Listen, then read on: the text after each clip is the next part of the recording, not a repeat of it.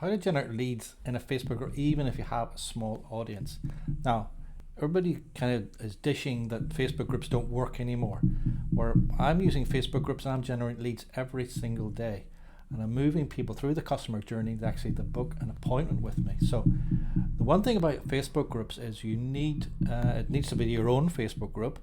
Also, you need to moderate it well, and you kind of have strict controls in terms of allowing people into your group, but also putting out valuable and content that is actually meaningful for your audience. So they engage your content, they know, like, and trust you, and you build up that rapport with your audience, so they're more likely to take the next step with you. So I find Facebook groups are actually still the king in terms of actually generating leads for my business, and I'm actually running a masterclass on this on Saturday 22nd of July at 10 o'clock UK time. Link will be just below this video.